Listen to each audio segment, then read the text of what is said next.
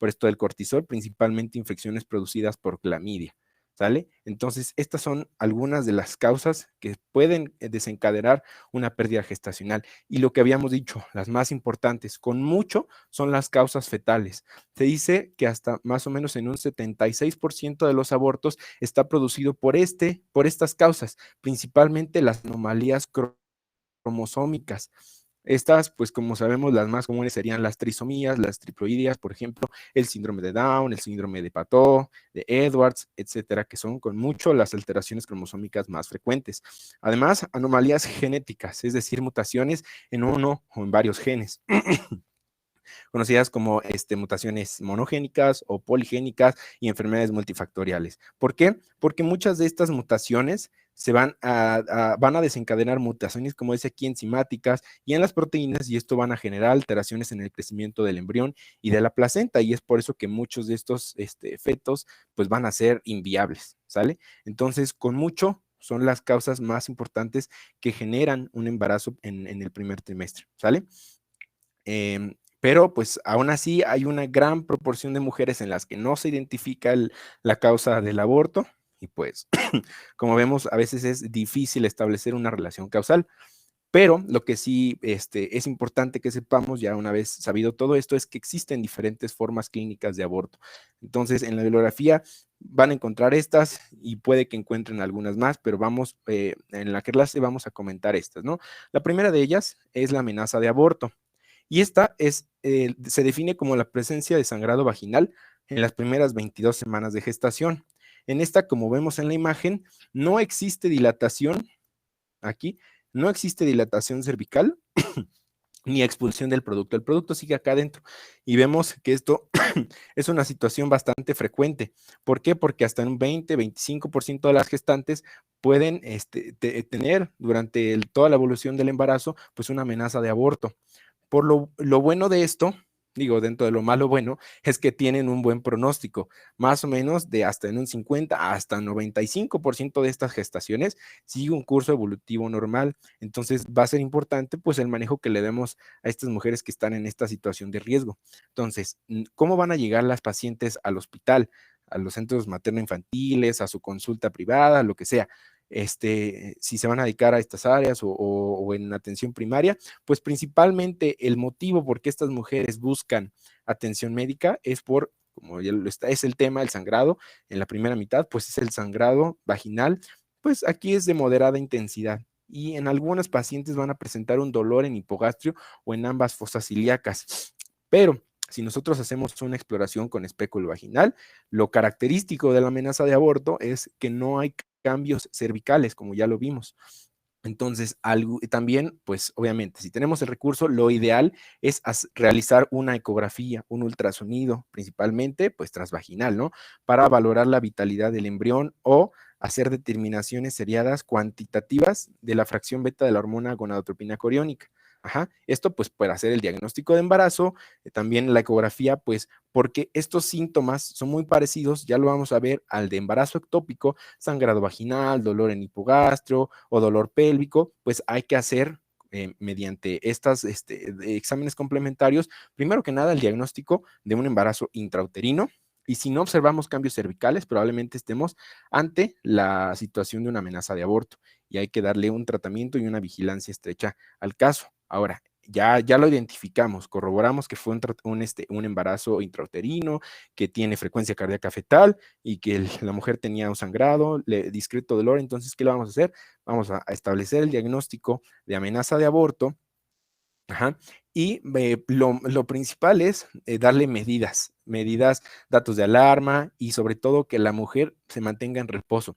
Esto también es discutible porque incluso UpToDate nos dice que no, y la misma guía de práctica clínica, que según la evidencia disponible al momento, no se ha mostrado un efecto benéfico al 100% de las mujeres que se les indica reposo. Lo que sí, lo importante pues es evitar el esfuerzo físico y la actividad sexual. ¿Por qué? Porque también se ha visto que el semen libera prostaglandinas. Entonces, es una recomendación bastante, ampliamente utilizada por las diferentes sociedades y consejos de ginecología, pues es evitar mantener relaciones sexuales en las mujeres que tienen diagnóstico de amenaza de aborto.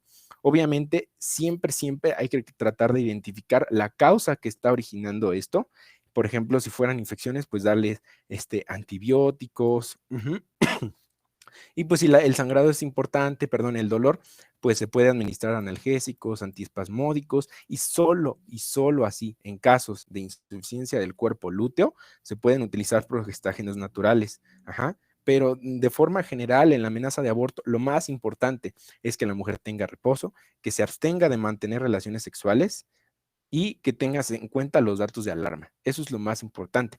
Como les había dicho, en las mujeres con insuficiencia cervical, o con pérdidas gestacionales recurrentes, se dice como más de 3 abortos o más de 3 partos prematuros, se recomienda el cerclaje cervical, que esto es una técnica en la que digamos que está el cervix y se realizan suturas alrededor. La guía dice que es me parece que en técnica de Ajá, tabacalera o algo así, no me acuerdo bien, sí, porque en existe bolsa de una, tabaco. ándele, así, en bolsa de tabaco, sí, perdón, es que era Ajá. un término así raro. Y les digo, existe una guía de práctica clínica solo para este tema, que nos dice las indicaciones del cerclaje cervical, pero bueno, básicamente es esto, en las mujeres que tienen insuficiencia del cervix, ajá, y con historia previa de pérdidas gestacionales, ajá, antes de las 24 semanas, o en aquellas, que tengan amenazas de parto prematuro, ¿sale? Entonces, solo en estas situaciones es cuando podemos realizar algún tratamiento quirúrgico. Si no, ese sería el tratamiento a grandes rasgos de la amenaza de aborto, ¿sale? Ah, dos cosas, si quieres Ujú. regresarle tantito. El reposo, tienes totalmente razón, o sea, no se ha demostrado que con reposo relativo mejore el pronóstico de la evolución del embarazo. O sea, sí hay muchos estudios y muchos doctores recomiendan reposo total. Ujú. Ahorita, bueno, actualmente se recomienda reposo relativo. Ujú. ¿Por qué? Porque acuérdate que lo vimos la clase pasada, el embarazo es un estado ¿qué? Es un estrado protrombótico en general, o Ajá, además de otras cosas, ¿no? entonces, ajá, no le podemos recomendar, o no en todas las pacientes, sí hay en quien las vamos a recomendar, pero en estas pacientes, reposo relativo. Ujú. Y ahora también, esto no lo van, no viene como tanto al caso porque no creo que les pregunten, pero, por ejemplo, si en pacientes con pérdida gestacional recurrente, aunque no se asocia a deficiencia de progesterona, sí se les da progesterona y sí se ha visto que mejora la prolongación del embarazo. Ajá. Ok. Pero te digo que esto ya es como, yo creo que lo vamos a ver en amenaza de parto pretérmino, Ujú. pero sí, o sea, no es como que lo encuentren o que se los vayan a preguntar a ustedes ahorita. Ajá. Nada Ok. más esto es como dato curioso. Ujú. Ok. Vale. Gracias, doctora. Ah, y que si alguien sabe cómo es una bolsa de tabaco o por qué como en bolsa de tabaco. Ah, yo lo leí, pero no Bueno, supe yo nunca la cómo he fue la visto, técnica. nunca he visto una bolsa de tabaco o a lo que se refiere, pero sí he visto un cerclaje. Ujú. ¿Han visto alguien que ya rotaron por cirugía? Ujú. ¿Vieron cómo se hace el apéndice? Se refiere como a la técnica Como cierre un de muñón. muñón, la jareta Ajá, y esto. como un muñón, ajá, igual, una jareta. Ah, ok. Literal le dan vuelta a todo el cervix y como que se aprieta. Vale. Así es la bolsa, o sea, así es el cerclaje. Como si nada más rodearas así alrededor del cervix, lo jalas con una cinta especial que se llama mersilene y pues ya te anudas y ahí se queda. Y hay distintos tipos de cerclaje, como tú dijiste, es otro tema muy grande, Ujú. pero hay uno en donde se anuda así y se quita por abajo, o sea, por cervix, por vagina. Y Ujú. hay otro que sí se puede hacer, que es otra técnica, que es abdominal. ¿Sí me escuchan? Vale. Sí. Ah, es que me parecía que no, pero bueno. No, fui yo, Este, perdón, es que ah, desactivé ya. el micrófono. Ah, ya, pero sí se puede, o sea, es para que se lo imaginen, ¿no? Porque si es bolsa de tabaco, yo no sé, yo la verdad es que nunca he visto una, pero sí sé cómo es un cerclaje. Pero los demás, ¿saben? Nadie contesta porque todos tienen No, la... no, doctora, nunca he visto una bolsa de Pues tabaco. pregunten, ¿qué es lo que les digo? Se supone que tienen que leer para que tengan dudas y pregunten, oye, ¿y cómo es eso? Si él no sabe, yo les ayudo, pero pregunten. Ajá. Sí, Bueno, sí, doctora. vamos a continuar. Vale. Continuamos con otro tipo de aborto, que es el aborto en curso o el aborto en evolución. Y aquí pues involucré el aborto que también definen como inminente o inevitable. Entonces, aquí a diferencia del pasado, ya se ha iniciado el proceso de expulsión del embrión. Vemos aquí cómo hay desprendimiento del huevo y del embrión. En muchos casos, pues el embrión muere. Ajá, a veces aparecen contracciones uterinas y como vemos aquí van a dilatar el cérvix. Entonces, a diferencia de la amenaza de aborto que veíamos el cérvix que estaba así cerradito, pues aquí vamos a ver que el orificio cervical está completamente abierto y ya están, ya empieza a haber salida de, pues mm, pues de lo que estaba en la cavidad uterina. Entonces, se dice que el aborto es inevitable cuando ocurre la rotura de membranas. Entonces aquí de ninguna forma podemos evitar que ocurra esta pérdida gestacional. Los síntomas van a ser similares a los de amenaza de aborto, pero aquí se dice que son más intensos. El sangrado por obvias razones es mayor, el dolor es intenso, obviamente asociado a las contracciones uterinas dolorosas y dilatación cervical. Ajá. Aquí también nos dice la bibliografía que la realización de una ecografía no es imprescindible, ya que el diagnóstico es clínico, además de que no es necesario comprobar la vitalidad del embrión porque básicamente pues ya se perdió. Ya no, pues, no se puede hacer como mucho. Aunque hay algunas que dicen que, bueno, sí, el embrión está como en cercano a la viabilidad después de las 20, 22 semanas de gestación, pues a lo mejor se puede hacer algo, pero la verdad es que no. Entonces, la realización de una ecografía no es imprescindible, como les dije, el diagnóstico es clínico, sabiendo el sangrado, los factores de riesgo, el dolor y en la exploración física vemos el orificio cervical y abierto, pues estamos ante un embarazo, perdón, ante un aborto en curso inevitable, ¿sale?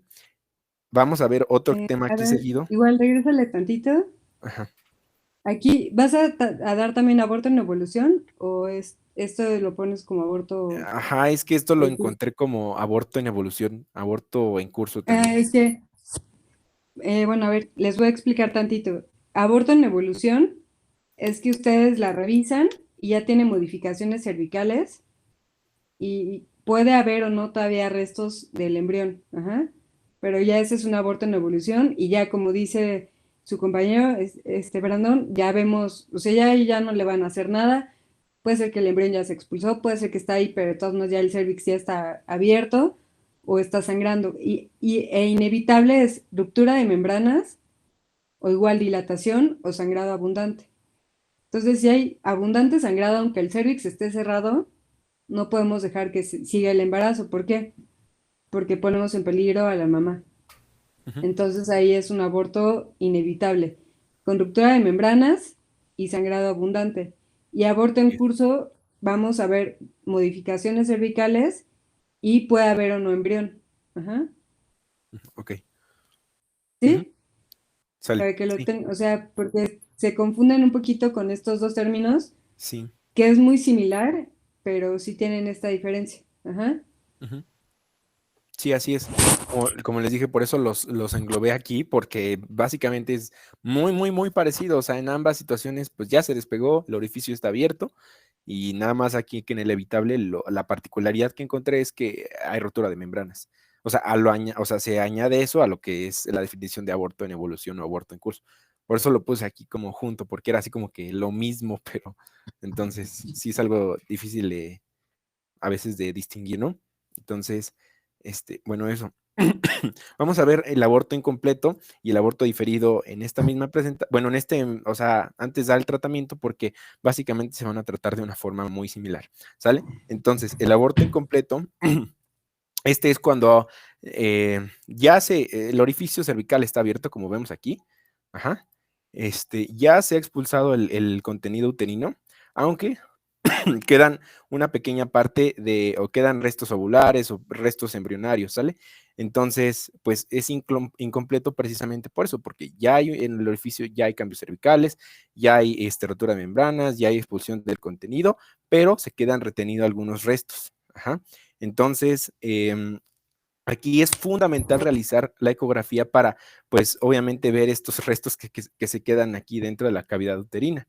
Entonces, ¿por qué? Porque vamos a ver en la exploración física, pues, restos ovulares en la vagina o saliendo a través del orificio cervical exterior o externo, un sangrado abundante, persistente, el dolor es moderado tipo cólico, igual asociado a contracciones uterinas, pero como les digo, es fundamental realizar una ecografía. Entonces aquí les pongo una ecografía donde se supone que está, ese sería el útero, y aquí podemos observar los restos que se quedaron del aborto. Ya no vemos al embrión ni nada, pero vemos estos restos. Entonces es fundamental realizar la ecografía.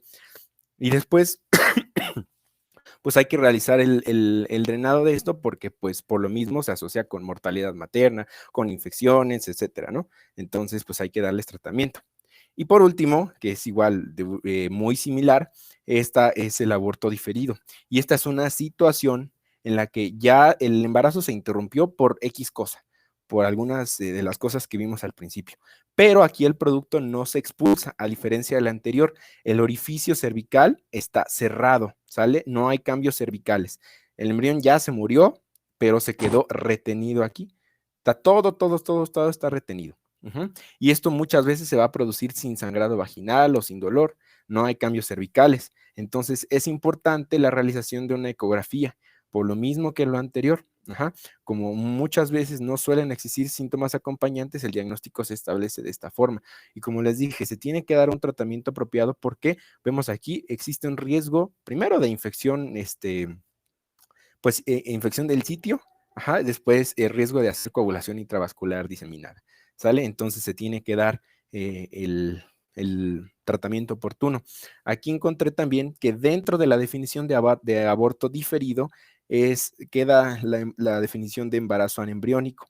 Y aquí pongo la definición de un embarazo anembriónico que se define como cuando vemos la presencia de un saco gestacional de 20-25 milímetros en ausencia de saco vitelino o embrión.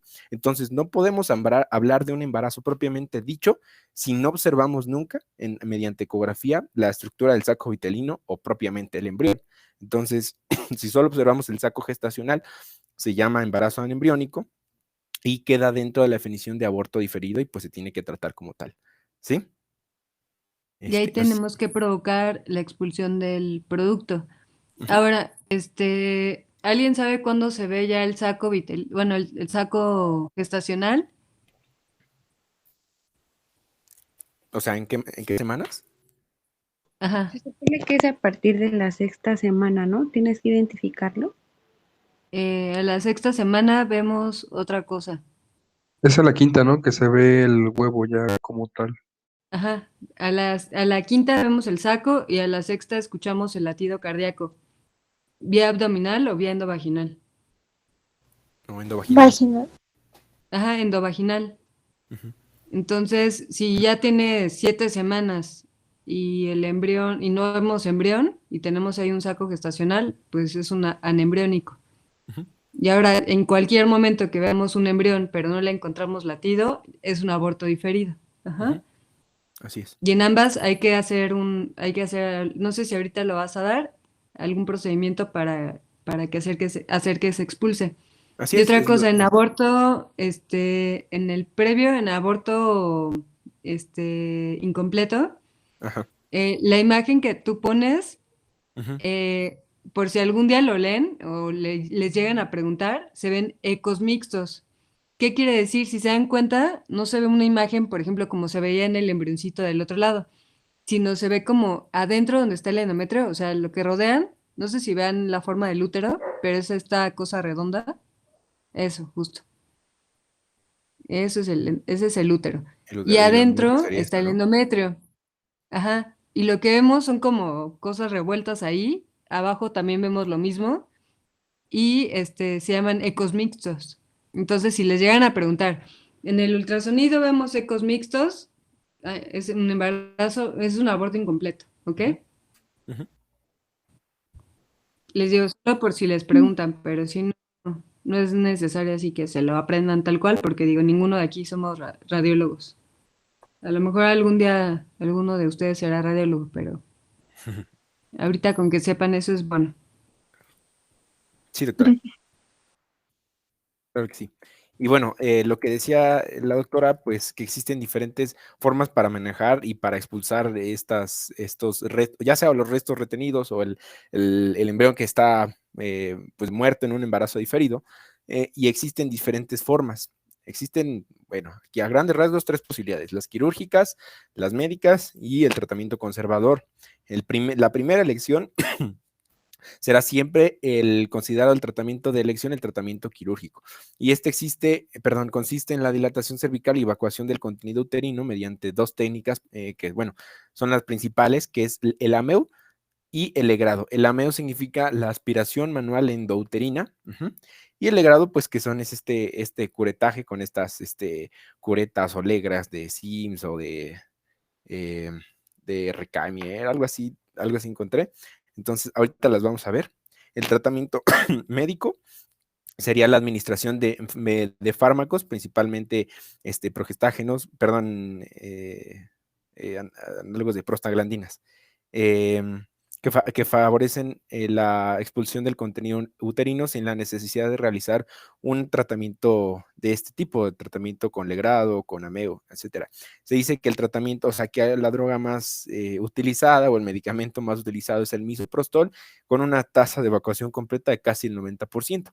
Y el manejo conservador, que casi no se realiza por lo que tengo entendido, solamente existen indicaciones muy precisas para manejar conservadoramente una situación de esta, pero la verdad es que casi siempre se tiene que requerir al tratamiento quirúrgico o al tratamiento médico por los riesgos que ya comentábamos. Entonces, solo se va a realizar el tratamiento conservador en un aborto en curso muy inicial o con un embrión con frecuencia cardíaca positiva, escasas modificaciones cervicales y un sangrado no muy abundante que se autolimita.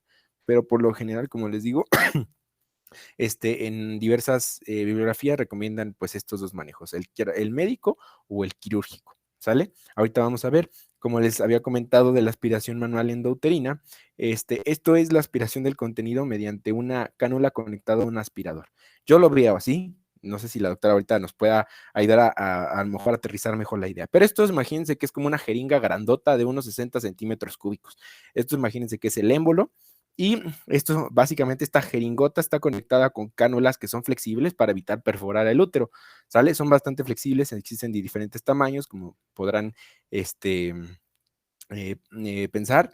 Aquí, bueno, este sería el espéculo vaginal. Esta pinza lo que va a tratar de hacer es rectificar la posición del útero, y pues ya se introduce la cánula a través del orificio cervical y pues se va a estar aspirando el contenido del útero. Esto está principalmente indicado en gestaciones menores de 15 semanas, sí, porque ya después, pues a lo mejor sería insuficiente aspirar todo el contenido mediante esta técnica. También está indicado en el aborto incompleto, en el aborto retenido, en la mola y latiforme que veremos más adelante, en la interrupción voluntaria del embarazo y el aborto séptico, después de la administración de los antibióticos. Solo que tenemos como requisitos que el tamaño uterino debe ser menor a 12 centímetros y la dilatación cervical de al menos 2 centímetros. Entonces, esto es lo que encontré de aspiración manual endouterina. Y pues ya, no sé si quiera comentar algo la doctora o le continúo para darle prisa al No, siguiente, que sería el está legrado. bien. De hecho, está bastante bien. Tal cual es como una jeringuita, como si fuera una aplicación.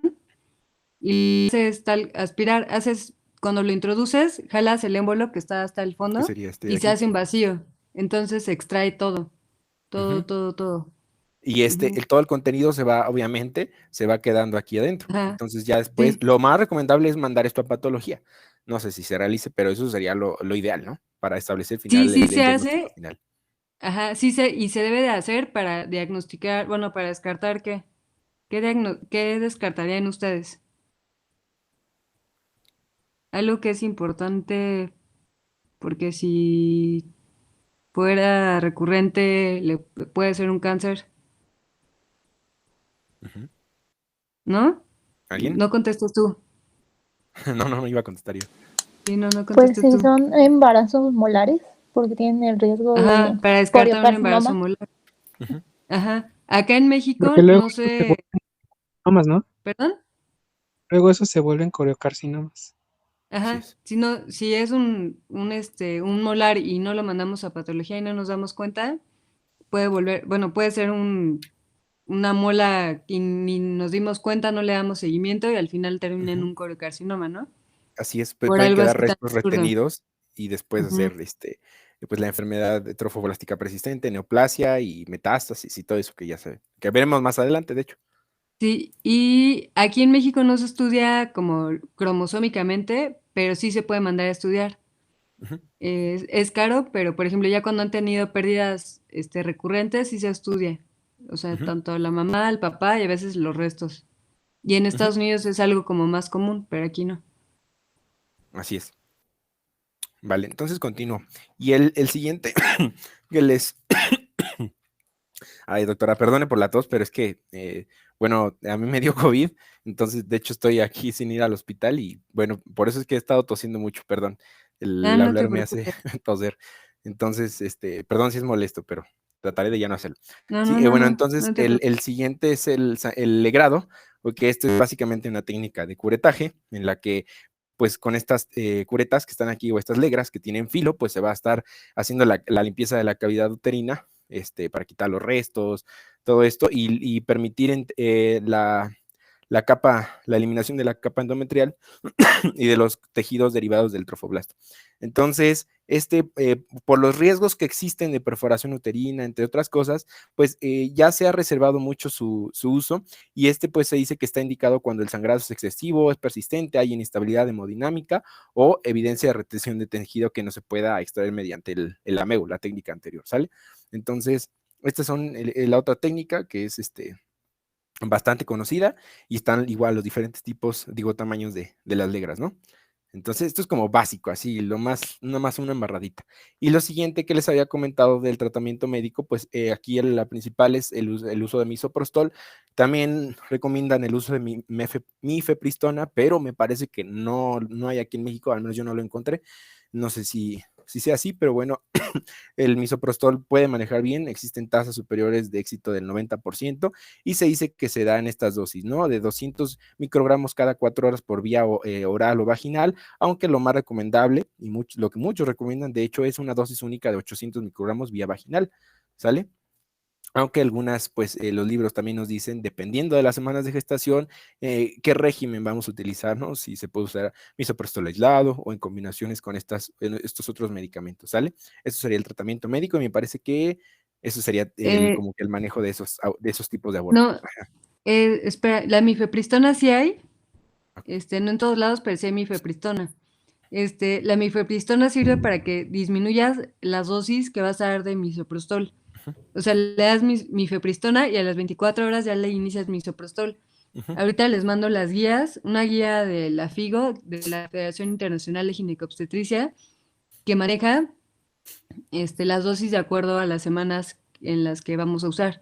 ujú, Generalmente lo que se recomienda son 800 microgramos vía, puede ser sublingual. ujú. Este, bueno, ahorita lo van a ver en las guías, pero se le ponen dos en los carrillos que se deshagan y eso es lo que hace, o sea, es así como se hace el efecto. Ujú. No tanto es así como tomado, sino sublingual, por así decirlo, pero en realidad se le ponen carrillos a que se deshaga. Ok, Ujú. vale, gracias. Sí, ahorita Este, les mando las otras. Ujú. sí, em, dejé aquí el aborto al final, el aborto completo, porque vamos a ver que pues ya no va a requerir un tratamiento alguno. Obviamente hay que darle seguimiento y ahorita lo vamos a ver, ¿no? Entonces, el aborto completo, pues como lo dice su nombre, ya fue la expulsión completa del huevo, de todo el contenido intrauterino, que obviamente esto siempre debe ser comprobado mediante ecografía para descartar un aborto incompleto. Aquí ya no vemos el patrón de ecos mixtos, como lo decíamos ahorita con la doctora. Aquí podemos ver el orificio cervical ya cerrado, ajá, y la completa expulsión del feto. Entonces, como les dije, aquí la paciente ya básicamente el sangrado va a ser escaso o nulo, ya no tiene dolor la paciente, ya todo está bien. Entonces, como les dije, solo se tiene que hacer la comprobación mediante la ecografía y obviamente lo ideal sería realizar un control ginecológico a las 3 o 4 semanas para descartar la persistencia de restos ovulares o de presagios infecciosos, sobre todo si empiezan a tener cuadros de dolor, de fiebre, pues hay que descartar algo de esto. Entonces, pero por lo general, si es un aborto completo, así de libro, sin complicaciones, no requiere tratamiento alguno, al menos es lo que encontré. Y sí se debe de identificar a las madres RH negativas, esto en general, en cualquier tipo de aborto, para aplicarles, bueno, en caso de que sean RH negativa, pues la profilaxis con inmunoglobulina anti-D, 300 microgramos. Esto para evitar, pues como sabemos, la inmunización, ¿no? La enfermedad hemolítica recién nacido y todo esto. Entonces, este sería como el aborto completo. Ahora, las complicaciones en general de los abortos serán estas, ¿no? La hemorragia, la depresión y la perforación uterina, principalmente relacionada pues con los procedimientos que habíamos comentado. Por ejemplo, aquí, como vemos en la imagen, pues después de un legrado. Esto era bastante común verlo y por eso es que ahorita las técnicas avanzadas como el AMEU pues ha disminuido mucho la incidencia de perforación uterina después de estos manejos de los abortos. Y algo una de las complicaciones más temidas pues de los abortos o de estas situaciones es el aborto séptico. Y esto como tal, pues es la infección del útero y de las estructuras vecinas que ocurre después de un aborto. ¿Sí? Se complica con una infección por lo general polimicrobiana. Y esto lamentablemente se ve todavía en países donde se realizan abortos ilegales. ¿Cómo puede ser en nuestro país? Se dice que en los países ya desarrollados el aborto séptico prácticamente no existe, pero esto pues solamente en Europa, ¿no? A lo mejor aquí en nuestro país, desgraciadamente, se menciona que no es tan infrecuente verlo, ¿no? Entonces las infecciones son polimicrobianas y el cuadro clínico, pues es total el de una infección, ¿no? Hay fiebre, malestar general, dolor abdominal, hay leucorrea, leucocitosis, y en la exploración física, pues puede haber dolor a la exploración vaginal, a la movilización de los anexos. Ajá. El útero puede estar aumentado de tamaño y la consistencia, pues en lo general es blanda.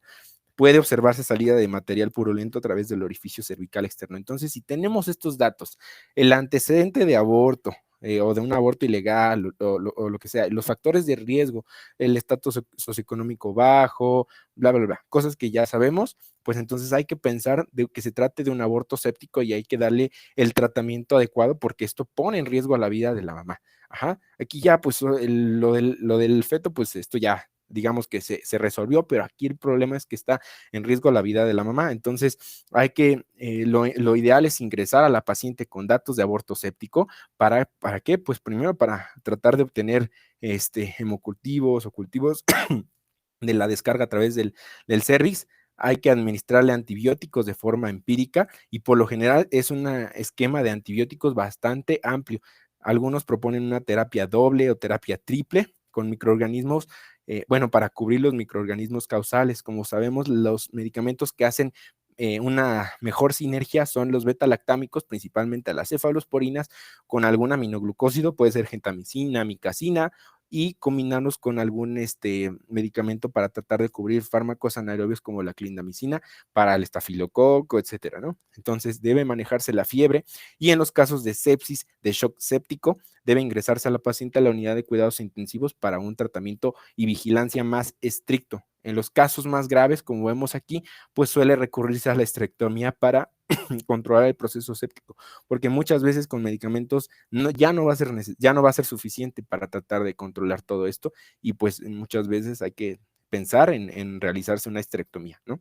Entonces, esto sería, como les digo, la complicación más temida, una de las más temidas dentro del embarazo y pues como les digo, lamentablemente no sería tan infrecuente verlo aún. Eso es todo lo que tengo de aborto. No sé si quieran comentar algo o continuamos ya con embarazo ectópico. Yo tengo una duda, perdón. Uh-huh. ¿Cuándo ya dice, o sea, del aborto diferido y si hacemos diferencia entre el tiempo, cuándo se dice que es un aborto diferido? Porque pues ya sabemos que no hay modificaciones cervicales, que el feto ya está muerto y que la expulsión no es de manera espontánea, pero entonces cuando hablamos de un huevo muerto retenido, o sea, ¿hay como alguna diferencia de tiempo o algo así? Pues de tiempo no, o sea, puede tener 19 semanas y ya no tiene latido cardíaco y es un aborto retenido. O sea, no hay ningún tiempo para que tú vayas a decir, tiene que tener, o sea, mientras ya haya un embrión, ya es, si hay embrión y no tiene latido o ya es un feto, porque acuérdense, embrión es hasta la semana 8, Ajá. después es feto. Entonces, si ya no tiene latido cardíaco, pues ya es un aborto diferido. Ujú. O sea, podrían ser Sea utilizados las como semanas que sea. sinónimos. Exacto, son Sí, similares, sí, entonces. son Ah, similares. Ajá. Ok. Sí, gracias, lo pueden encontrar como diferido o retenido. En realidad es que ya le cambiaron el término, Sí, pero, o sea, es lo mismo. sí, como les digo, es Y un revoltijo esto de los conceptos. Últimamente ya ni siquiera amenaza de aborto ya tampoco es como muy bien visto. Pero bueno, se los pongo aquí porque era así como lo que se conoce aquí, ¿no? sí, y se los van a preguntar, o sea, les pueden preguntar así como amenaza de aborto. Ujú, Ujú. así es. gracias, doctor. Sí, sí te quedó claro, Zulem, Sí, doctora, sí. que no tiene que ver tanto el tiempo, sino más bien, o sea, que esté muerto. Bueno, que no tenga latido cardíaco. Sí, Ujú. doctor. Gracias. Vale, entonces Al continuamos, ¿sale? contrario, Ah, ok. ay, perdón, ahí No, no, es al sí. contrario del anembriónico, que sí tienes que tener, o sea, una medición del saco, que ya tenga más, o sea, que a las 5 semanas puede ser que no veas el embrión, pero a las 6 ya lo debiste de haber visto. Entonces ahí sí ya cambia. Ujú. Sí, o sea, ahí sí es por semanas, pero en el otro no, con que esté muerto. Gracias, doctora. ¿No de qué? Vale, entonces continúo con embarazo ectópico para darle velocidad. Este tema ya es un poco más sencillo. La verdad es que los abortos es un tema bastante complejo de entender, pero entonces vamos a continuar, ¿no? Entonces, como ya sabemos todos, el embarazo ectópico, pues se refiere a la implantación anormal del blastocisto.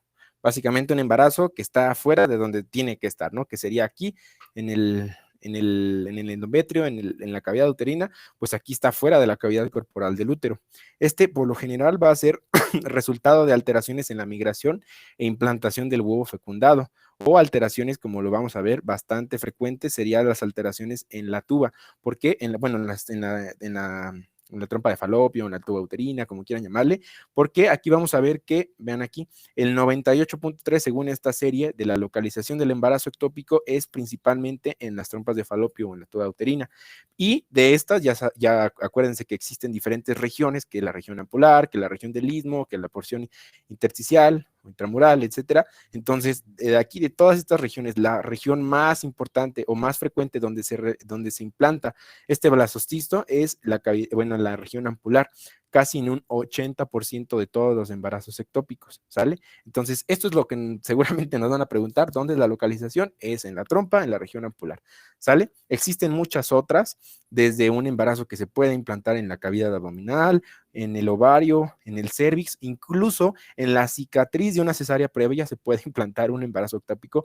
Puede ser muy variado la implantación, pero esta sería, como les digo, la más frecuente. En México se reporta una prevalencia de 1 en 200 a 1 en 500 embarazos. La incidencia está entre 1 y 2%.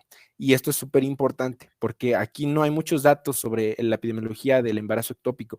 Sin embargo, pues como mucho tomamos de Estados Unidos, aquí se nos dice que en Estados Unidos es importante el embarazo ectópico y sobre todo el embarazo ectópico roto porque es la primer causa de muerte materna en el primer trimestre. Aquí vemos que desafortunadamente se presenta en el 38% en mujeres entre 40 y más años, donde ya probablemente la evolución sería más tórpida en estas mujeres, ¿no? Pero bueno, aquí vemos los rangos de edad y los porcentajes en los cuales se puede presentar el embarazo ectópico. Existen múltiples factores de riesgo y estos divididos a su vez en un riesgo alto, en un riesgo moderado y en un riesgo bajo. Aquí vamos a prestarle principal atención a los factores de riesgo alto.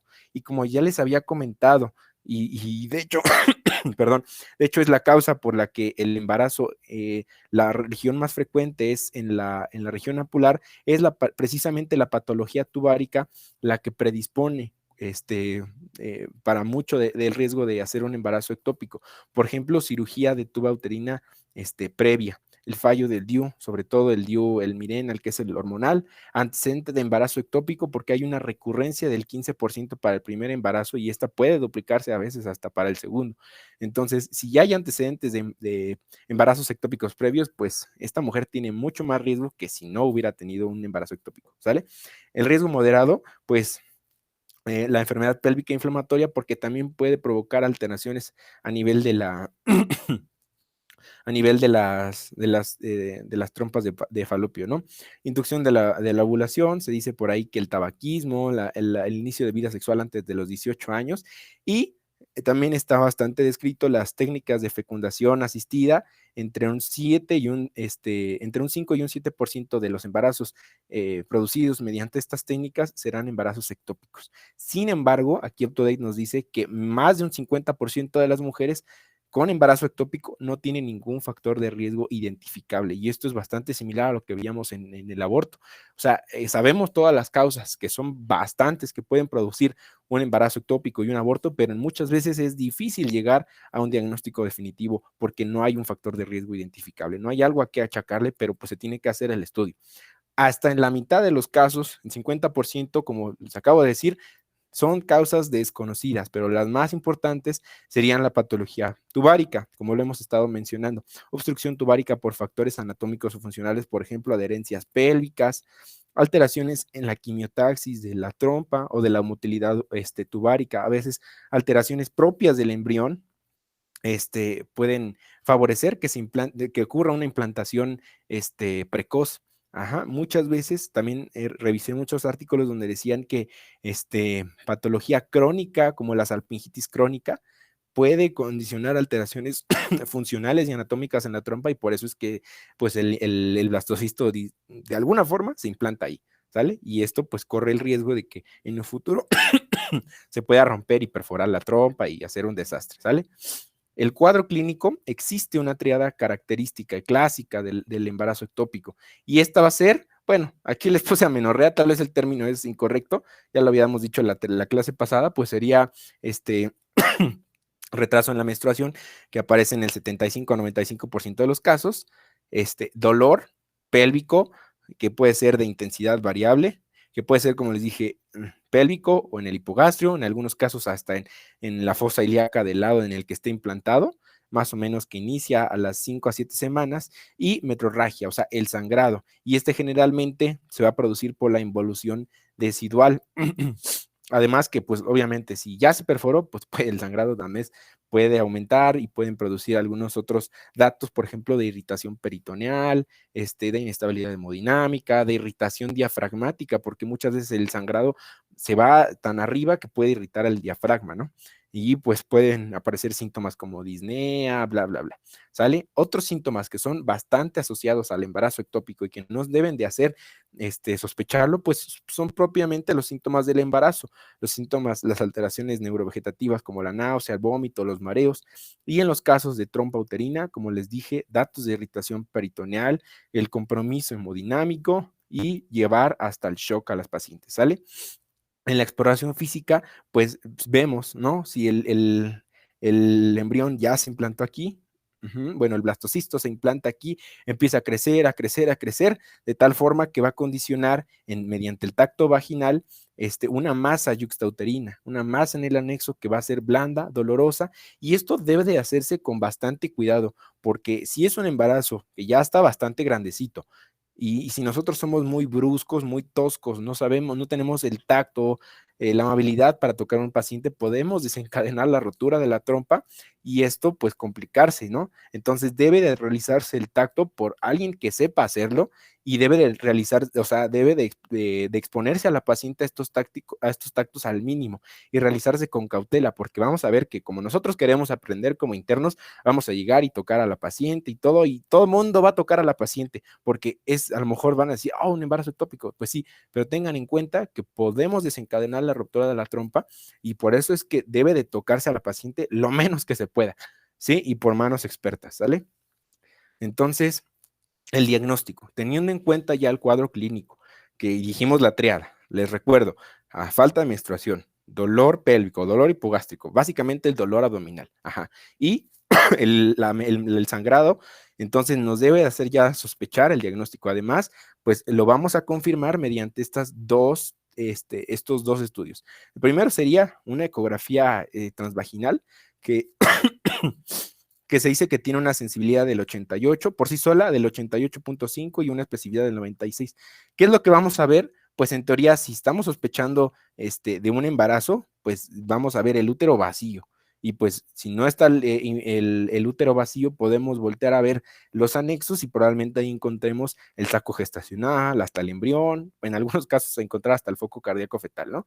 Y obviamente, pues para determinar si está embarazada, lo ideal sería hacer una determinación cuantitativa de la fracción beta de la hormona gonadotropina coriónica. Ajá.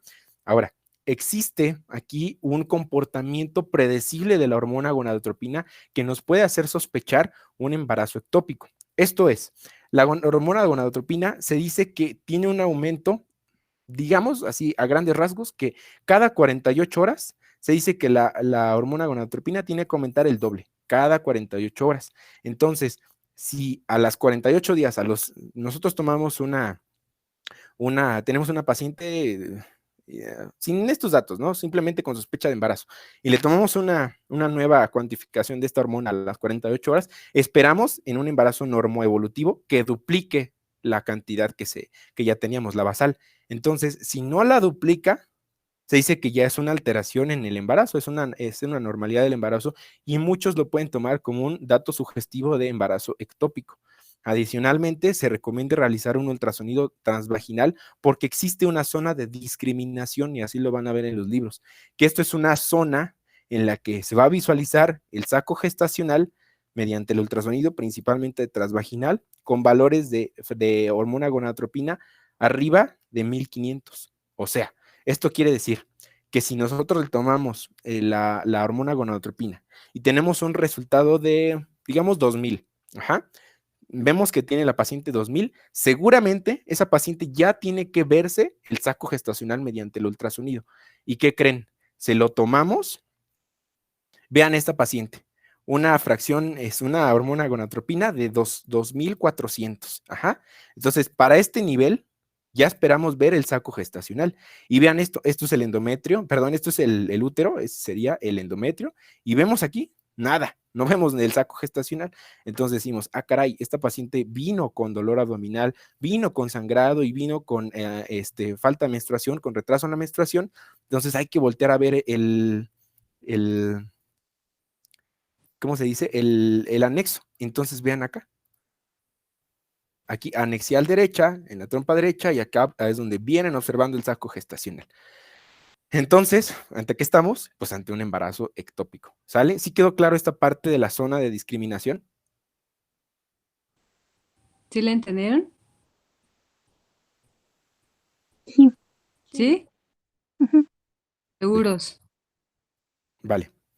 Entonces, el ultrasonido es importante porque nos puede proporcionar algunos datos patognomónicos de embarazo ectópico. Aquí vemos el saco gestacional y podemos observar la vesícula vitelina, el embrión, ajá. En algunos casos, aquí como vemos, hasta la identificación del latido cardíaco, ajá. Y esto, aquí seguimos en la trompa uterina, en el tubo, en la trompa de falopio, ¿no? Entonces, se puede aquí realizar el ecodoppler para identificar el flujo trofoblástico y el latido cardíaco. Y también es importante el ultrasonido porque nos puede detectar la presencia de hemoperitoneo. En el caso de que ya se haya roto la trompa, pues el sangrado se puede ir hacia el peritoneo y hacer un hemoperitoneo, o aquí en el caso, un sangrado o sea, una colección hemática en el fondo del saco de Douglas, que sería como la imagen que están viendo en su pantalla. ¿Sale? Entonces, por estas ventajas es que uno de los estudios diagnósticos más importantes para abordar un embarazo ectópico sería el ultrasonido. Obviamente, existen otros estudios mucho más invasivos, y finalmente los de mayor rentabilidad diagnóstica sería la laparoscopía diagnóstica, que además pues nos permite realizar además el tratamiento del embarazo ectópico. Entonces, finalmente el diagnóstico, lo ideal es que, bueno, no lo ideal, sino que se puede establecer con mejor rentabilidad, es mediante una laparoscopía, pero pues a veces es tan como el decir agua pasa por mi casa, ¿no? Tenemos todo el cuadro y tenemos los estudios diagnósticos, pues ya, ¿para qué sometemos al paciente a lo mejor a esto si no es que no se va a operar? Porque ahorita vamos a ver que existen, al igual que en el aborto, tres alternativas para manejar un embarazo ectópico. Entonces, solamente que el ultrasonido y la determinación de la fracción beta sean dudosos, o sea, no concluyentes, y exista un alto índice de sospecha de embarazo ectópico, entonces se va a poder realizar esto. Aquí les puse estos, la culdocentesis, el legrado, esto ya no se usa, esto es súper invasivo y no es así como que la culdocentesis, que sería la aspiración del fondo de saco, porque existen algunas otras causas que también pueden ocasionar colección en el fondo de saco. Entonces la culdocentesis ya no se usa, eso queda para la historia, ¿no?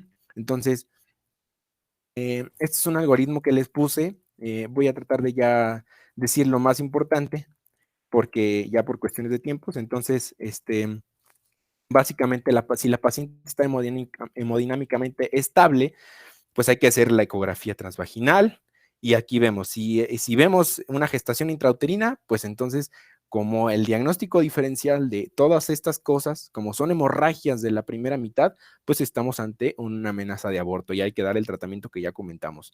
Si en la ecografía transvaginal no observamos nada y observamos datos de embarazo ectópico, entonces hay que darle ya el manejo médico y quirúrgico. Y si esta ecografía no es concluyente, entonces hay que hacer las determinaciones seriadas y cuantitativas de la fracción beta. Y aquí nos dice la guía de práctica clínica este punto de corte, 1200. Si está arriba de esto, entonces hay que darle tratamiento. Sí o sí estamos ante un embarazo ectópico. Si no, entonces hay que repetirlo en 48 horas y ya lo que habíamos dicho, ¿no? Si es menos de 1200, si sigue siendo menos de 1200, hay que descartar un aborto en evolución, ¿sale? Y en la paciente que está inestable, es así, sin duda, se tiene que meter a cirugía, principalmente al tratamiento laparoscópico. Entonces, como ya les había adelantado, existe existen tres diferentes tipos de abordaje y este sería el primero, el tratamiento expectante, que es en la mujer que está hemodinámicamente estable, que la cuenta de fracción beta inicial fue baja o está en descenso, ajá, la masa anexial es pequeña, hay ausencia de signos ecográficos, entonces es aquí en las mujeres en que cumplen con estas características que vamos a tratarlas de forma expectante. Sin embargo, esto no es algo que se recomiende ampliamente. Entonces, lo que sí es el tratamiento médico, porque vean, tiene tasas del éxito de hasta el 90%. Y esto es mediante la administración de medicamentos. Y aquí el medicamento que se va a usar es el metotrexato. ¿Sí? Este antagonista de folatos utilizado para artritis reumatoide, para algunos otros cánceres, nos sirve para detener una gestación. Entonces, está indicado cuando igual la paciente está estable, el sangrado transvaginal es leve, hay ausencia de hemoperitoneo, de actividad cardíaca fetal, la fracción beta de la hormona gonadotropina está en menos de 5000 unidades. Ajá. Hay algunos que se avientan a dar tratamiento con metotrexato con valores más amplios, pero por lo general se recomienda cuando está menos de 5000. Y no tienes contraindicaciones, bueno, la paciente no tiene contraindicaciones para tomar metotrexato, estos alteraciones hematológicas, hepáticas, renales, ajá. Entonces, la dosis van a ser 50 microgramos por metro cuadrado de superficie corporal o más fácil, ¿no? 1 miligramo por kilo. Entonces, existen dos esquemas, ¿no? De tratamiento con metotrexate. Existe un esquema con dosis única a las dosis ya señaladas, ¿sí? Y después hay que hacer mediciones seriadas con la hormona gonadotropina. Si esta no disminuye más del 15% en 4 a 7 días, entonces está indicada una segunda dosis. Se dice que más o menos el 50%, para grandes rasgos, va a requerir una segunda dosis. Pero ya la segunda dosis, el 99% ya se habrá eliminado, bueno, digamos, terminado la gestación, porque menos del 1% va a requerir una tercera dosis. Eso sería el esquema de dosis única. O también existe el esquema con dosis múltiple. Esto es, pues, dar ya el metotrexato en días bien establecidos, al primero, al tercero, al quinto y al séptimo. Y como es un antagonista de folatos, se debe de dar la leucoborina, el ácido folínico, en los días que no se esté dando el metotrexate. Entonces, igual hay que hacer la medición seriada de la gonadotropina y observación. Si esta gonadotropina no llega a cifras negativas, o que ya hayan descendido completamente, pues se tiene que dar finalmente un tratamiento quirúrgico, pero por lo general les va muy bien. Por lo que leí, les va muy bien con el tratamiento con el metotrexate, ¿sale? Entonces, cuando de plano la paciente está inestable o que el metotrexate no jaló, ¿no? O que hay hipersensibilidad para que la paciente pueda tomar metotrexate por la cuestión que sea, ¿no? O que ya haya de plano, haya datos de irritación peritoneal, datos de rotura ovárica, tubárica, perdón, se tiene que, pues, operar la paciente. Entonces existen dos técnicas, como las veremos aquí, que sería dos abordajes, la paroscopía o la parotomía, que es lo más recomendado en la actualidad, la laparoscopía, porque es menor riesgo quirúrgico, menor riesgo de dolor, de complicaciones, menor estancia hospitalaria. Entonces, por muchas cosas se recomienda la laparoscopía. Y hay dos técnicas, la salpingostomía y la salpingectomía. La salpingostomía, pues es esto, ¿no? Es abrir, como está aquí, es una salpingostomía lineal. Estamos en la región ampular, aquí está la gestación ectópica, pues se le hace una incisión previa infiltración de la trompa con anestesia o con vasopresina, dicen algunos, otros que adrenalina. Entonces, se pica, se abre y se extrae la gestación ectópica, se cierra, y esto sobre todo es cuando la mujer es joven y tiene deseos de fertilidad o tiene una patología en la trompa, contralateral que pueda evitar tener una, una gestación en un futuro. Entonces es como se puede otorgar una salpingostomía, que básicamente es, les digo, abrir, quitar, sacar y cerrar otra vez, y ahí se queda. Ajá. Pero muchas veces no es una opción, no en todas las pacientes está indicada, y es por eso que se realiza una salpingectomía, que sería, como vemos en la imagen, pues quitar la trompa uterina, ¿no? Aquí vemos la gestación ectópica, si quieren verla por dentro, ahí ya la abrimos, y ahí es donde observamos, pues, el saquito gestacional, podemos observar hasta el embrión, ¿no? Entonces, cuando no se puede realizar una salpingostomía, porque el embarazo es muy grande, o porque hay una trompa con una lesión amplia, o ya se perforó, o lo que sea, entonces se tiene que quitar, no hay de otra. Afortunadamente, si ustedes les hace ruido esto ¿y cómo va a quedar la madre después de esto?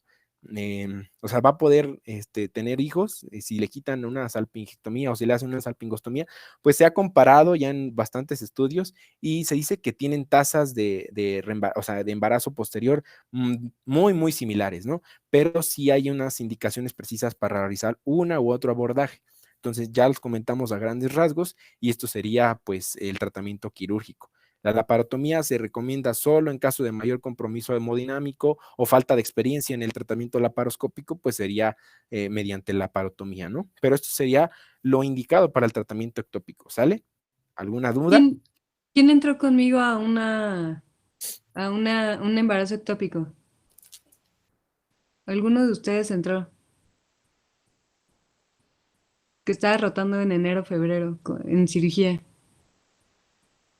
¿No se acuerdan, no? Era un hombre. No, yo no fui. Creo que fui yo. Yo tampoco. Es que entré a dos el mes pasado, pero hubo uno que se veía el embrioncito súper bonito. Pero en realidad era, o sea, ella realmente lo tenía, o sea, como que lo estaba literal abortando de la salpinge. Y era un embarazo grande, yo creo que como unas 10 semanas. Ahorita les voy a mandar la fotito porque está bien bonito. Si quieres ya continúale para que Vale. no Sí, ya, los pegue más. me apuro. No, Sí, vas lo bien, siento, vas bien. yo sé que los temas son largos y son complejos, pero pues vamos a tratar de darle velocidad, ¿no? Ya este es el último tema de los grandes. Entonces, es la mola, el embarazo molar. Existe una amplia definición de enfermedad trofoblástica gestacional que incluye otras condiciones, pero aquí queremos concentrarnos, o bueno, el objetivo de la plática es concentrarnos solamente en el embarazo molar. Y esto la enfermedad trofoblástica en general es un grupo de tumores que se caracterizan por una proliferación anómala y desordenada del trofoblasto. Existen, como ya les dije, diferentes enfermedades que quedan dentro de esta definición, y esto, pues, como les dije, está relacionado a una unión defectuosa entre el óvulo y el espermatozoide, como lo vamos a ver más adelante. Existen de los embarazos molares, existen dos grandes grupos, ¿no? Bueno, dos formas, la forma parcial o la mola parcial y la mola completa. Y ahorita los vamos a precisar. Y aunque estos dos se consideran como procesos benignos, también se van a considerar como procesos premalignos por el potencial riesgo de convertirse en una neoplasia trofoblástica gestacional, como ya nos lo adelantaba la doctora, porque a veces si en la extracción por el AMEU no se analiza, entonces esto corres el riesgo de dejar tejido ahí que tengas la paciente tejido persistente y esto hacer más adelante en un futuro pues un riesgo para un coriocarcinoma, que dentro de la neoplasia trofoblástica gestacional queda incluida la mola invasora, el coriocarcinoma y otros tumores igual derivados del trofoblasto, ¿sale? Entonces, esto es lo importante, ¿no? Que existen dos, la mola parcial, la mola completa, y que aunque benignos, son lesiones premalignas, esto que no se olvide.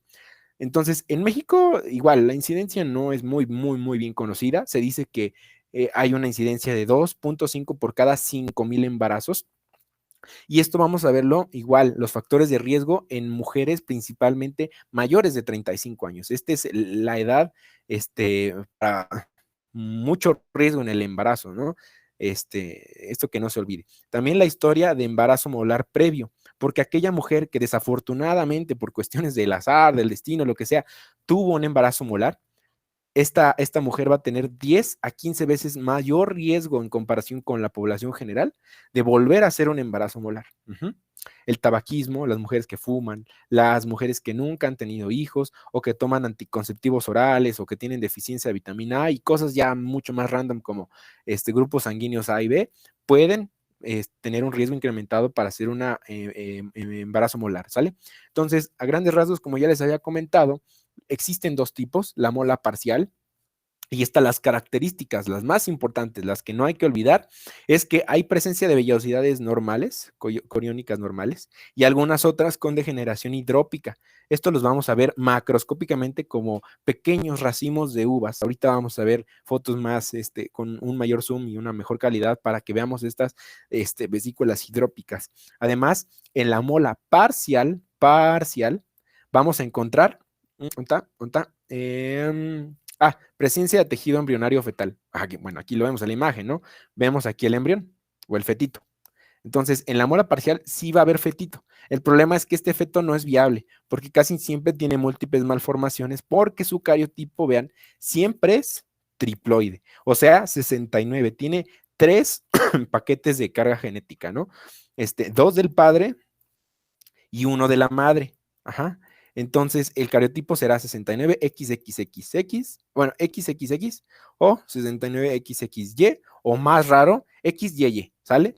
Pero entonces, siempre en la mora parcial será triploide. Y esto, como les dije, es resultado de la fecundación de un huevo o de un ovocito por 2 espermatozoides o por uno que después duplica su material genético. Entonces, finalmente, si sumamos 23 y 23, que sería lo normal, 46, le agregamos otro, 23, entonces son 69. Y esto es un producto triploide y no es compatible con la vida, ¿sale? Ahora, la Y mola otra cosa, completa. de la pasada, no sé quién sea de la UNAM, pero hubo un departamental donde les preguntaron así el caso clínico tal cual de una mola y era una mola parcial, o sea, al final el diagnóstico era mola parcial y decían, esta es una causa materna, paterna, o sea, así varias causas. Y aquí si les ponen una muela parcial, ¿cuál sería la causa? ¿Paterna? Materna, Paterna. paterna, exactamente. Entonces ya no se les olvida. Ajá.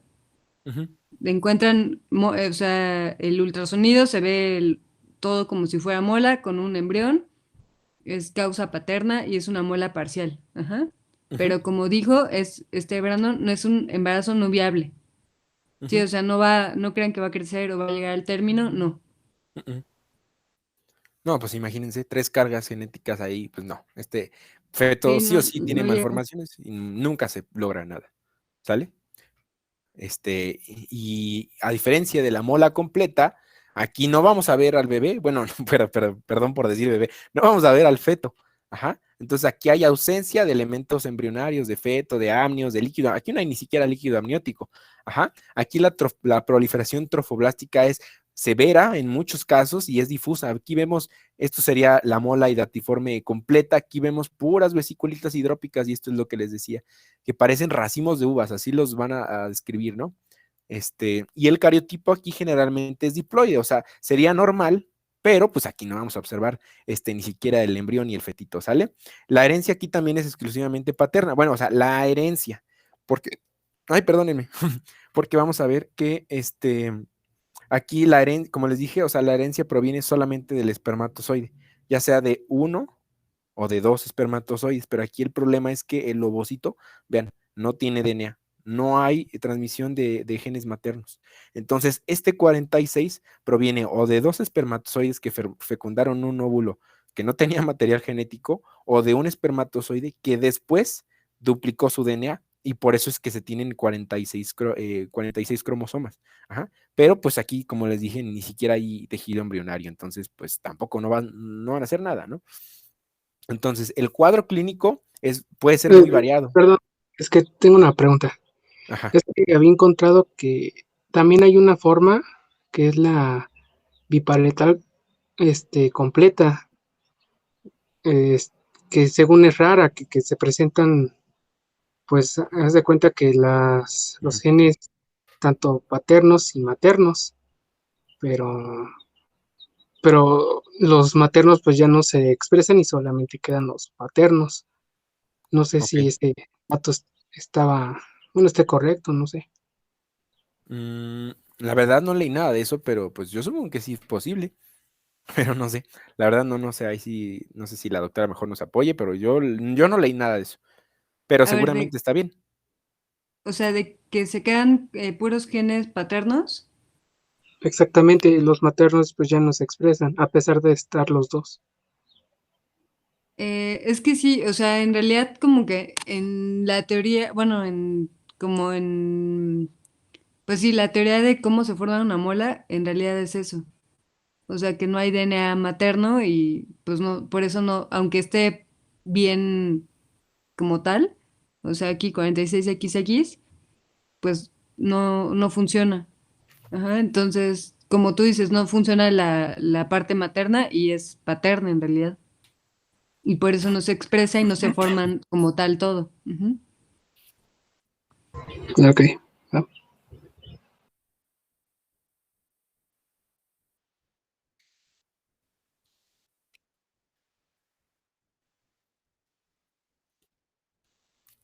Ok, Sí, vale. Gracias por la aportación, chicos, a los dos. Y bueno, entonces aquí las pacientes se van a presentar, pues, igual por el sangrado transvaginal, muchas veces es escaso, y aquí es algo importante que vamos a ver en la exploración, es que en la mola completa, pues la altura del fondo uterino puede ser mayor, ajá, para la edad gestacional, porque vemos que la proliferación es muy grande. El dolor pélvico es frecuente, hay hiperemesis gravídica, preeclampsia antes de las 20 semanas de gestación, y ahorita lo vamos a ver, y en algunos casos las mujeres van a presentar salida de estas vesículas hidrópicas, y aquí véanlo, son estas racimitos de uvas como lo vemos. Entonces muchas veces las mujeres dice que pueden llegar con estos restos de estas vesículas hidrópicas, y a lo mejor podemos ya establecer el diagnóstico desde ahí, ¿no? Pero siempre es importante realizar el examen físico. Y aquí, pues, la especuloscopía es para determinar el origen del sangrado, o sea, si es causas no obstétricas, o vemos el sangrado que viene directamente de acá, de la cavidad uterina. Y el examen pélvico bimanual para determinar el tamaño uterino, que ya comentamos que si es una mola completa va a estar incrementado para la edad gestacional, y alteración, bueno, vamos a ver cómo está la consistencia del cuello y los anexos. Se puede determinar la hormona gonadotropina coriónica, y esto por lo general está elevada en comparación con los valores igual esperados para la edad gestacional. Aquí vean, como les dije, es una gran degeneración hidrópica, el útero está aumentado de tamaño, y aquí en relación a esta hormona, casi el 40% de las molas van a presentar valores por encima de 100,000 miliunidades por mililitro. Y esto se dice que en un embarazo normoevolutivo jamás se va a ver. Entonces, por eso, cuando vemos valores de tal magnitud, pues sí o sí, probablemente estamos ante un embarazo molar, ¿sale? Y el ultrasonido, que por lo general se recomienda hacerlo entre las 8 y las 9 semanas de gestación, que de hecho es cuando, o sea, corresponde con el primer ultrasonido que se debe de hacer. Aquí podemos observar en la mola parcial, en caso de que fuera una mola parcial, aquí vemos al feto y espacios quísticos focales en el tejido placentario. Y esto se le conoce, bueno, aquí le ponen, le puse, perdón, bueno, es que es una imagen que encontré, patrón difuso ecogénico mixto, pero también nos dicen que es con forma de queso suizo. Entonces ahí vemos, imagínense que este es el queso y ahí vemos los hoyitos clásicos del queso gruyère y todo ese tipo de quesos, ¿no? Ahora, si fuera una mola completa, aquí lo que vamos a ver, más bien no vamos a ver es el embrión, aquí no se observa ni embrión ni saco gestacional, el útero puede estar aumentado de tamaño y aquí es clásica la imagen en copos de nieve. En algunos casos puede aparecer los quistes tecaloteínicos como lo vemos de este lado de la imagen. Entonces, el diagnóstico confirmatorio siempre es mediante histopatología, como ya les había comentado, y es importante llegar a esto para darle el seguimiento adecuado a las pacientes. Aquí ya por cuestiones de tiempo lo voy a hacer así rápido, pero aquí vemos, vean grábense esta imagen en su cabeza y de repente vemos esos copitos de nieve. Entonces, siempre que veamos el patrón en copos de nieve, sospechar de una mola completa, ¿sale? Copitos de nieve, mola completa. Entonces, aquí está. Si lo vemos así, está nevando, qué padre. Entonces, mola completa. Y así, ¿qué ven aquí? Entonces, aquí ven el embrión. O sea, es igual el ultrasonido de la misma paciente, solo que en proyecciones diferentes. Y aquí observamos el embrión, los huesecitos y todo, la forma. Y en la placenta observamos esta imagen, que sería la imagen de un queso suizo. Entonces, esto sería una mola parcial, ¿sale? Ya no se les olvida, cuando vean un ultrasonido, como dijo la doctora, no esperamos ser radiólogos nadie, o bueno, no sé, pero, pero bueno, esto es importante conocerlo, ¿no? Ahora, las complicaciones de la mola hidatiforme, ya lo habíamos comentado, la hiperemesis gravídica, la preeclampsia antes de las 20 semanas de gestación, en 20%, y esto es importante, vean esto, el hipertiroidismo. ¿Por qué el hipertiroidismo? ¿Por qué se va a presentar hipertiroidismo en las pacientes con enfermedad trofoblástica gestacional? Bueno, como se acordarán y como ahorita comentamos, los niveles de hormona gonadotropina son muy altos, extremadamente altos. ¿Y por qué es que medimos la fracción beta? ¿Ja? Si hay una fracción beta de la hormona gonadotropina, quiere decir que hay una fracción alfa, ¿verdad? Entonces, esta fracción alfa es idéntica a las fracciones alfas de otras hormonas, entre ellas la hormona estimulante de tiroides, la TSH. Entonces, como hay una gran, digamos, estimulación de la tiroides por la misma hormona gonadotropina, porque su fracción alfa es muy similar, entonces el cuerpo se confunde y empieza a producir mucha hormona tiroidea, los pacientes van a desarrollar hipertiroidismo. Esa es una de las teorías, porque igual no se sabe mucho, pero esto es el por qué las pacientes pueden presentar clínica de hipertiroidismo, ¿no? Piel caliente, temblor, taquicardia, sudoración, bla, bla, bla, ya lo saben, ¿no? Entonces, esto es una de las complicaciones del tener concentraciones de hormona gonadotropina mayor a 100,000 durante semanas, en lo que no se detecta o en lo que se detecta, pues las pacientes pueden empezar a desarrollar clínica de hipertiroidismo. Algunas ya menos frecuentes sería la embolización de este tejido trofoblástico, la infección y lo que hayamos comentado, la progresión hacia una enfermedad maligna, principalmente el coriocarcinoma. Si también se me había pasado comentarles, si llegan a preguntar cuál de las dos molas, o la completa o la parcial, tiene más riesgo de transformación maligna, es la completa. Se dice que en un 10 a 15%. Esta es la mola que más se va a transformar en un cáncer. La completa, el 1%. Pero perdón, la parcial, el 1%, pero la completa sí, el 10% a 15% se van a transformar si no se les da el seguimiento adecuado en un coriocarcinoma. Por eso es que se tiene que hacer una medición semanal de la hormona gonadotropina hasta niveles indetectables. Luego, ya que llegamos a estos niveles, después se tiene que hacer una medición semanal por 3 semanas más y después mensual por 3 a 6 meses para asegurar definitivamente que ya no hay restos del embarazo molar que después se transformen hacia el coriocarcinoma, ¿sale? Entonces, el tratamiento inicial, pues, es la terminación del embarazo, porque, pues, como lo vemos aquí, nunca va a ser viable nada de esto. Y tenemos lo mismo, la aspiración manual endouterina, que ya no me voy a detener en esto, y el engrado uterino, perdón, instrumentado. Aquí se dice que no hay que realizar la inducción del trabajo de parto porque la oxitocina aumenta el riesgo de embolización. Eso lo dicen algunas guías, otros dicen que sí se puede usar oxitocina, incluso medicamentos como el misoprostol y todo, pero yo les pongo aquí lo que encontré que sería como que lo más importante, hacer el manejo, pues la evacuación del útero, ¿no? Con estas dos técnicas que ya habíamos comentado. Pero pues si la paciente es una paciente de más de 40 años, multípara o que tienen paridad satisfecha, se puede realizar una histerectomía simple, o sea, rutinaria, pero digamos que aquí el problema, bueno, o sea, la variación es que se va a mantener la mola in situ. Ajá, imagínense que esta mujer tenía una mola completa y aquí está pues la mola adentro, no le vamos a tocar nada y vamos a quitar todo el útero en bloque, ajá, como aquí dice histerectomía en bloque. Entonces, pues ya, pero esto solamente en cuando ya la mujer dice, no, ya no quiero tener hijos, pues bueno, ya, por el riesgo que conlleve de hacer un cáncer, entonces mejor se quita el útero, ¿sale? Pero entonces hay que seleccionar muy bien a estas pacientes a las que no, si no, pues AMEU o legrado, ¿sale? Y por el riesgo que existe, ya les dije, hay que hacer seguimiento y en las mujeres en las que se, se detecten niveles de hormona gonadotropina elevadas o en aquellas que se realizó la evacuación del embarazo molar mediante el AMEO o mediante el legrado, se dice que se tiene que hacer una quimioterapia profiláctica para prevenir la neoplasia trofoblástica gestacional. Entonces, cuando una mola es una mola completa, ¿por qué? Porque la completa es la que más tiene riesgo de hacer esta transformación.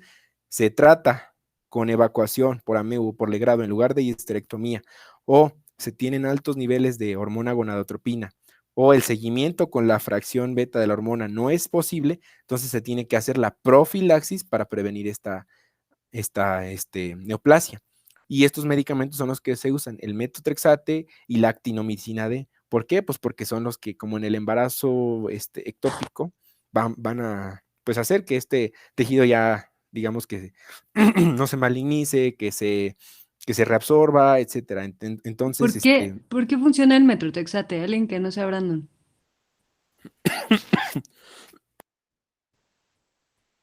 O sea, ¿qué hace, qué puede hacer en el cuerpo?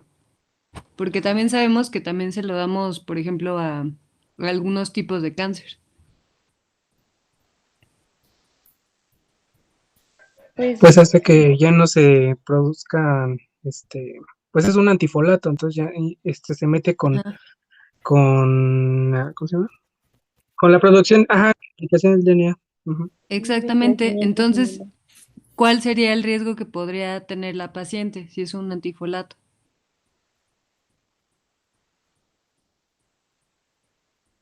Que tenga disminución de qué? De la hemoglobina. De hemoglobina. Entonces hay que estarla vigilando con biometría hemática. Si la vemos alterada, aunque le sigamos dando, o sea, ya no le podemos seguir dando. Entonces esa sería una indicación para ya no continuar con el tratamiento. Ujú.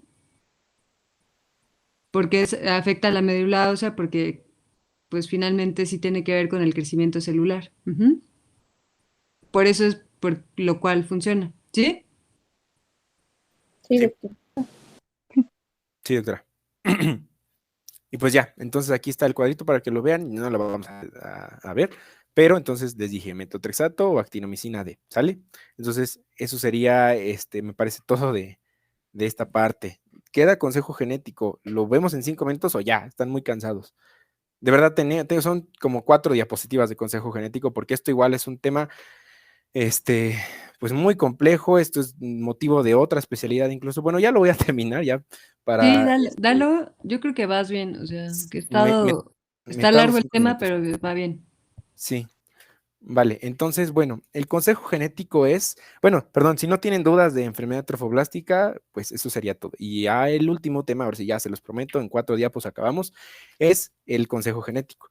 Entonces, es importante esto porque como vimos a lo largo de la presentación, lo vimos en aborto, lo vimos en mola, las alteraciones cromosómicas son una causa importante de estas patologías de la primera mitad del embarazo, los abortos espontáneos, los óbitos, las muertes neonatales, y sobre todo, pues si la personita llega a nacer, pues puede quedar con discapacidad intelectual y otras comorbilidades.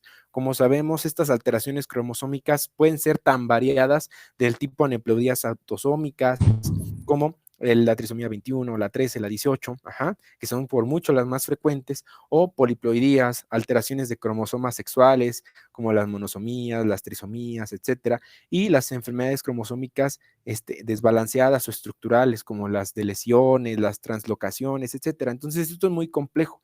Entonces, el reconocimiento temprano, el diagnóstico temprano de estas enfermedades es importante para favorecer en los padres, sobre todo pues en la madre, la toma informada de decisiones. Pero bueno, esto no es cosa de solo la mamá. O sea, aquí ojalá las madres en México tuvieran esta red de apoyo, pues por parte de la familia, del papá, para poder tomar la mejor decisión para, pues para darle continuidad o darle tratamiento ante estas situaciones. Entonces, afortunadamente existe la posibilidad ya de hacer estos tratamientos previos al nacimiento, los tratamientos intrauterinos o alternativas para los padres, como lo es el aborto, obviamente de forma legal y por estas cuestiones médicas, y es por eso importante el asesoramiento genético. Entonces, este asesoramiento genético o consejo genético debe de ser un proceso de comunicación cerrado, cerrado me refiero a en el sentido en el que es madre con médicos especialistas, de forma estrecha, para proporcionar la información necesaria acerca de Madre y los... padre, porque también puede ser Sí. alteración del papá. Sí, claro. Sí, por eso decíamos, o sea, esto no es cosa solo de la madre, o sea, ojalá todas las madres tuvieran una red de apoyo buena, o sea, que el padre se involucre, que los familiares de la madre se involucren y que los médicos también se involucren en los casos. Entonces, para poder tomar, como les dije, todos estos factores de riesgo y darles una posibilidad a estas familias, ¿no? Entonces, el asesoramiento genético es importante para reconocer los factores de riesgo que cuentan ambos padres, o si se tienen una enfermedad específica o historia familiar positiva, o si algún padecimiento puede complicar el desarrollo fetal, la evolución y la terminación del embarazo. Idealmente, el asesoramiento genético debe de darse al mismo tiempo que el control prenatal, como lo veíamos con Jorge en la clase pasada. El control prenatal, idealmente, la norma oficial nos dice que debe iniciarse entre las 6 y las 8 semanas de gestación.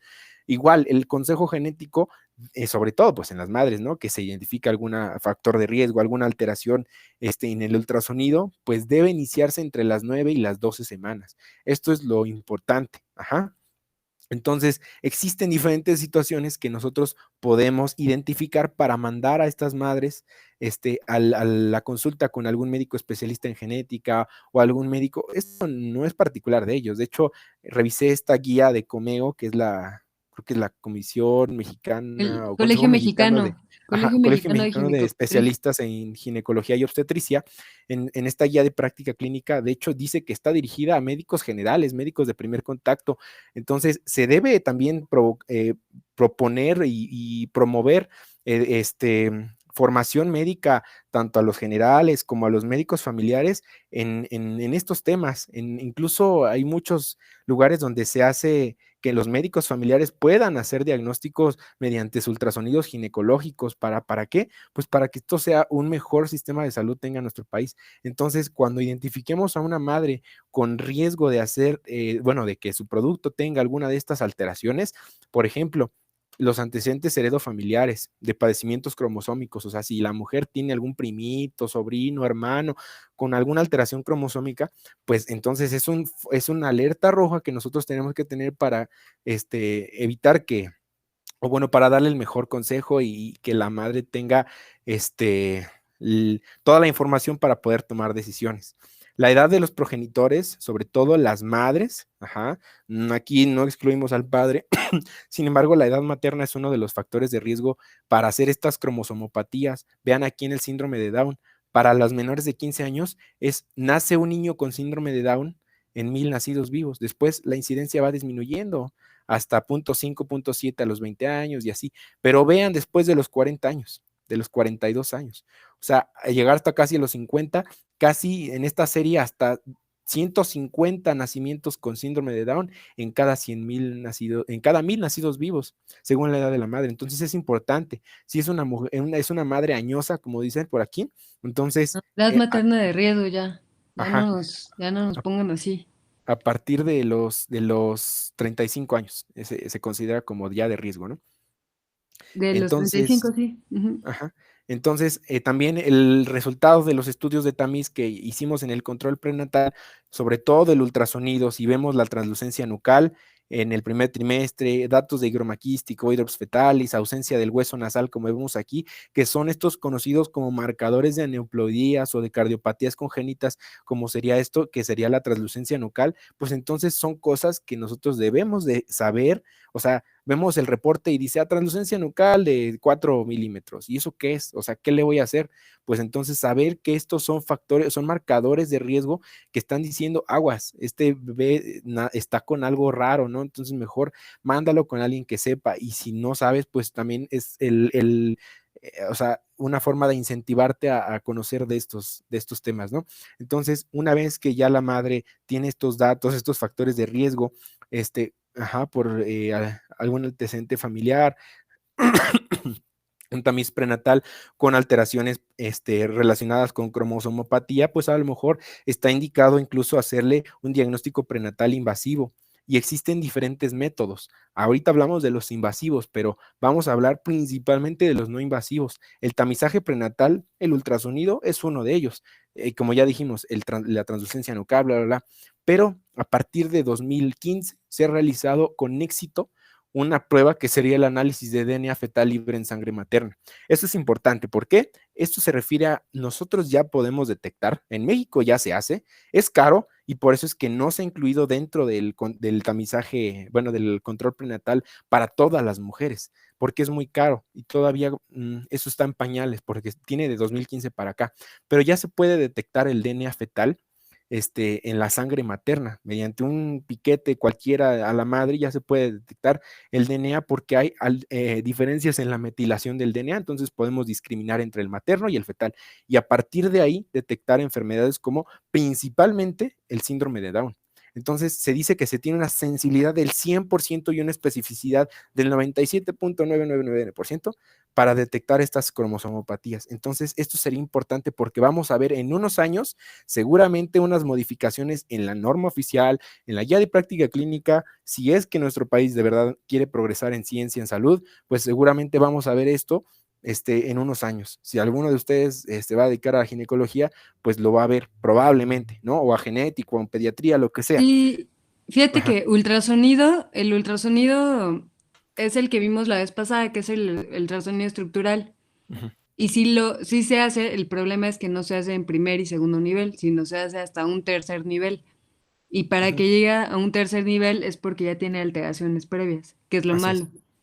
Ujú. Entonces, o sea, a nivel como población general no está como para todos.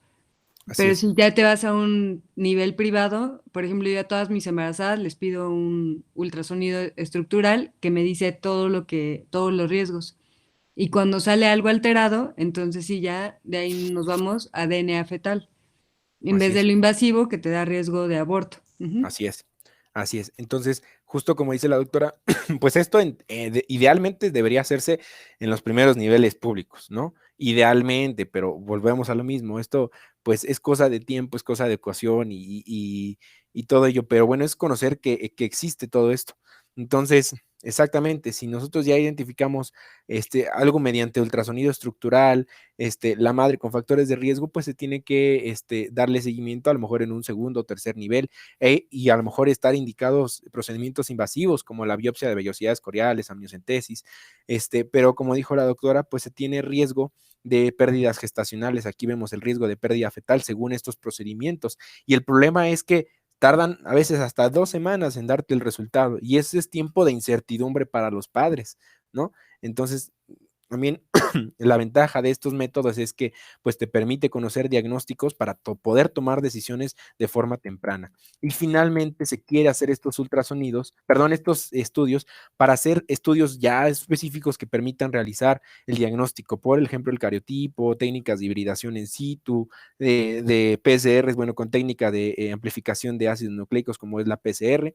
Entonces, ya ven, les dijera súper rápido, ¿no? Entonces, las conclusiones de esta charla, pues no era que nos volviéramos expertos en genética, pero sí es conocer los riesgos genéticos a los que somos susceptibles todos por el hecho de existir. Entonces, a manera de conclusión, pueden ofrecerse distintas alternativas de acuerdo con cada situación de cada paciente. Y lo ideal es hacer prevención primaria, todo lo que ya sabemos, ¿no? La toma de ácido fólico, la vacunación preconcepcional y las vacunas que deben administrarse al momento de la gestación, el control de las comorbilidades. Es por eso importante el control prenatal. O sea, lo que quiero llegar es la importancia del control prenatal. En algunas mujeres con riesgos conocidos, pues una anticoncepción efectiva, hacer el diagnóstico prenatal de normalidad o de anormalidad, ajá, y poderle dar a la mujer embarazada y a la familia, al padre también, pues opciones de tratamiento intrauterino, terapia neonatal o, pues en los casos que no haya de otra, la interrupción legal del embarazo. Considerar que estos pacientes tienen algunas otras alternativas como la inseminación artificial con semen donante o con la fecundación in vitro, donación de ovocitos, etcétera. El diagnóstico de preimplantación que se hace en estos mismos centros para asegurar que el producto esté libre de estas enfermedades. Afortunadamente esto ya se hace. A lo mejor no es accesible para todos, pero a lo mejor quiero pensar que en un futuro sí. Y pues en los casos también, pues adopción. Entonces, vean que tenemos bastantes formas para nosotros poder impactar en la calidad de vida de esa familia, ¿sale? Entonces, como les dije, es un tema bastante complejo que yo traté de hacerlo lo más entendible posible. Y casi, casi que es como una charla motivacional pues que si nosotros nos vamos a dedicar a esto, pues tenemos que entrarle a todo esto, ¿no? Y pues ya, eso sería todo de mi parte. Bueno, y que tú mencionaste que si en algún momento en una consulta privada o en alguien se vuelve ginecólogo, lo va a ver, pero acuérdense que se dan al servicio el próximo año. Igual se quedan en la Ciudad de México y no van embarazadas, pero si alguien se va a algún estado, va a estar viendo embarazadas. Y tienen que Así es. saber como todos los riesgos o al menos cómo diagnosticarlos. Las guías les van a ser útiles para saber cuándo referir, pero aquí estamos viendo los temas y un poquito sí de las guías, pero en general ahorita no es tanto de lo que hemos visto más que lo de control prenatal, pero para que sepan más o menos si están en algún pueblo, qué le van a hacer a la paciente, ¿no? La vamos a mandar a su casa, se va a quedar ahí, no le hacemos nada, o mejor la referimos al hospital más cercano. Ajá. Entonces también creo que eso les va a ayudar Así más. es. Así es. ¿Sí? Sí, sí, doctora. Sí, doctora. Pues bueno, creo que estuvo bien. Digo, estuvo largo el tema, sí,